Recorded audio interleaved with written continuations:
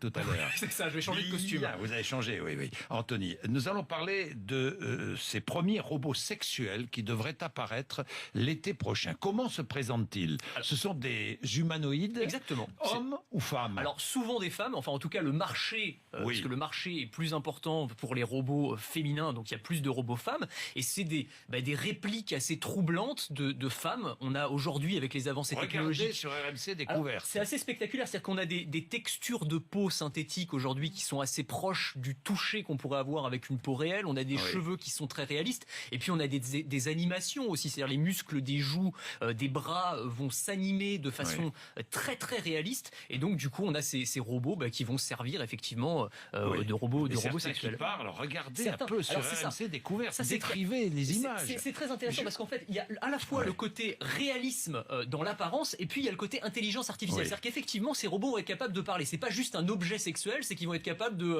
comment ça va mon chéri, comment s'est passée la journée, et puis alors derrière les masques, derrière cette peau artificielle, il y a toute une mécanique. Bien sûr.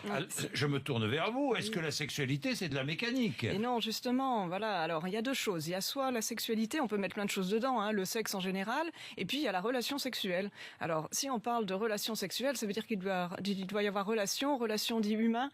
Donc là, effectivement, la machine ne pourra pas répondre à tout. Donc on est dans quelque chose qui ressemble plus à un super sextoy qui permettrait une pratique masturbatoire assez élaborée. Oui. Donc la poupée gonflable que tout le monde on est connaît, bien au-delà de la poupée gonflable. C'est ça, on va au-delà, mais ça ne remplacera jamais l'humain. Donc le regard, l'amour, l'expression quand même faire l'amour, c'est bien qu'il y a du sentiment. Et comment éprouver le même désir quand il n'y a pas de sentiment. Mais ça peut être au-delà de l'aspect moral des choses. Ça peut permettre de découvrir son corps, de découvrir des sensations, de se connaître mieux. Comme la masturbation d'ailleurs, qui est quelque chose qu'on finalement, on fait l'éloge de la masturbation quand on connaît un petit peu mieux les questions sexuelles, parce que finalement, connaître son corps, ses réactions, c'est pas négatif, ça aide plutôt à pouvoir ressentir. Mais voilà, ça. Quelle vision de la sexualité pour les jeunes? Pardonnez-moi, déjà que les jeunes s'informent sur des sites porno, et les voilà maintenant qui pourraient passer à l'action avec des robots. Oui, mais c'est-à-dire, je suis pas certain que ce soit pour la plupart des robots femmes. Et encore une fois, il va y avoir des robots hommes aussi. On est bien d'accord. C'est-à-dire, je pense pas que ce soit des adolescents de 15 ans qui aient les moyens de se payer ce genre d'objets qui vont quand même être relativement cher. Vous parlez de super sextoy, mais un super sextoy, il vous demande pas si vous avez passé une bonne journée. On pourrait être en couple avec des robots. C'est ça, c'est quasiment une réplique de femme ou d'homme. Ça pourrait aller jusque-là, et c'est là où on a cette confusion homme-machine, et c'est à ce moment-là qu'il y a un problème. C'est les gens qui perdent la notion,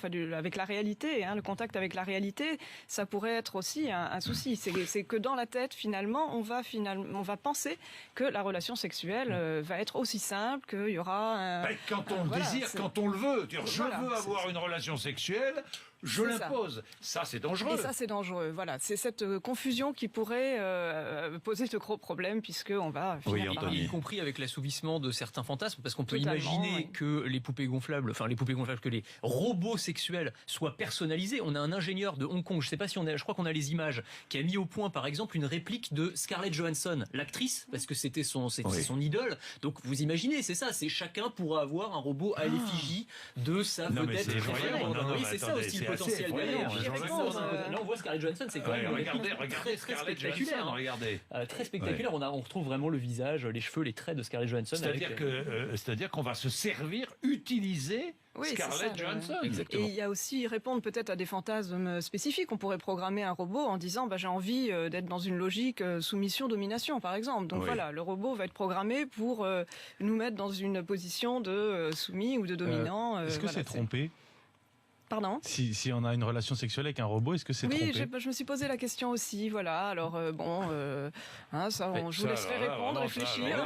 Il faut réfléchir à ça. Mais vous savez, Jean-Jacques, il y a toute une branche même de la philosophie, des anthropologues qui s'intéressent à l'éthique robotique aujourd'hui. Et c'est vraiment ça, c'est qu'est-ce qu'on a le droit de faire ou de ne pas faire avec un robot, avec un humanoïde ? Est-ce qu'on a le droit de frapper un robot, par exemple ? C'est pas juste des boîtes de conserve. Quand on a ce niveau de réalisme-là, c'est plus juste des robots.